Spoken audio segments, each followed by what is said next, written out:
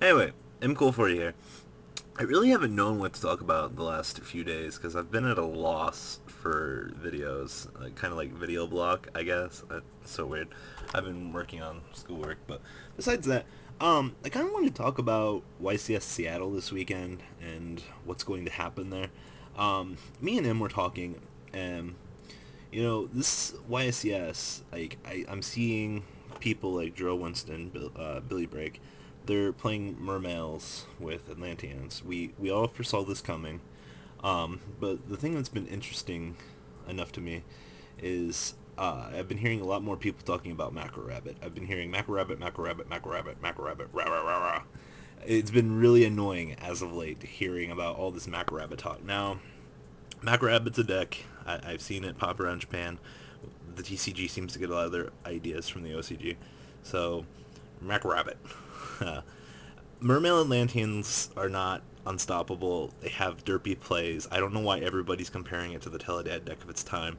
There's too many decks in the game right now to allow a Teledad deck to arise. Yeah, Mermails have their derpy play, but plenty of anti-cards exist to the deck, thematically. Sorry to say. Stupid, derpy stuff like Macrocosmos and D-Fissure exist. Windups maining D-Fissure is becoming a thing now. I'm sorry, Mermail and Atlantean players, but guys, D-Fissure is going to be seeing a lot more play now. Macro Rabbit in general, Macro Rabbit. Um, yeah, you're going to see a lot more Macro Rabbit, so don't be surprised if your opponent flips up Macro. Gadgets don't foreseeably change. Not much at all. I mean, we'll probably decide the third macro. Yeah, macro does shut us down a bit, but macro. Macro Rabbit. So, Macro Rabbit, Macro Rabbit. Count how many Macro Rabbits you guys get in this video. You might get a treat. Who knows? But, the meta's going to be very interesting this weekend. Mados J still exists. It's a deck now, in the words of Desile Enigma. That shit's cute. So, you know, I really don't know what else to say about the meta. I mean, I expect Mermail and Atlanteans to top. I know a lot of people aren't playing Mados because they feel it's not as consistent. But, guys, get your feet wet. You know, Macro Rabbit's a deck, I see a lot of the meta shifting because people are going to be afraid of that. Windups are still a threat. The deck is still derpy. Maybe since Macro Rabbit's a deck, Dark World will finally die. But if I were playing Atlantean Mermail BS, I would definitely side Shadow Mirrors. Just that way I don't get sacked. I don't understand why Abyss Megalo's $70 when Gigant X was like 60 at his peak.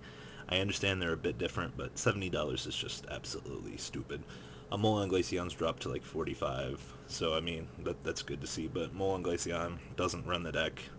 Abyss Nuts does. So guys, what do you think's gonna happen in Seattle? Macro Rabbit's probably gonna top. Windups are definitely going to be in the top. Shaka Ho is still a stupid combo in general for the game.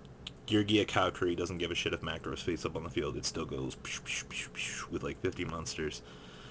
Chaos Dragons might see a lower elevation in play because of Macro Rabbit and D-Fissure windups.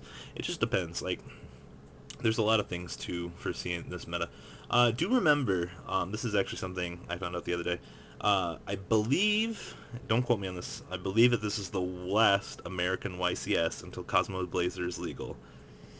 Yeah, so watch that Atlantean Mermail stuff go like this, because there's no major play until Cosmo Blazer should be legal. I believe there's nothing in December. January doesn't get anything.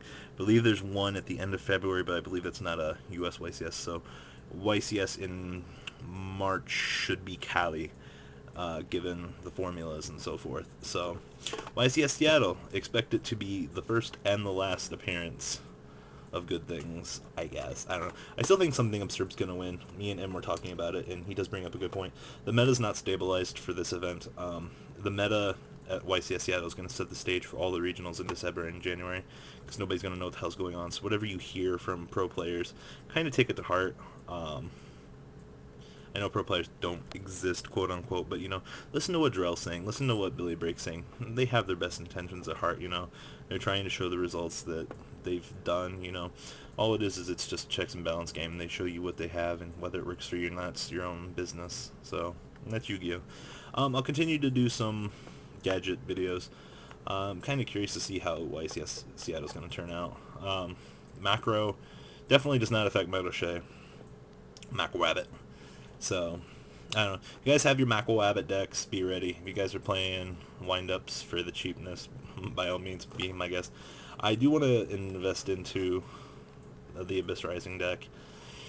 And eventually, it's going to be a while. I kind of want to see how Seattle goes before I start wanting to pick up stuff for $70 each, because I just don't see that wanting to be a big investment pool right now. So, alright guys, well, enjoy your Macwabbit this weekend. It's going to be an interesting event nonetheless. So, I hope everybody going to YCS Seattle has the best of luck, and enjoy getting sacked by Macwabbit.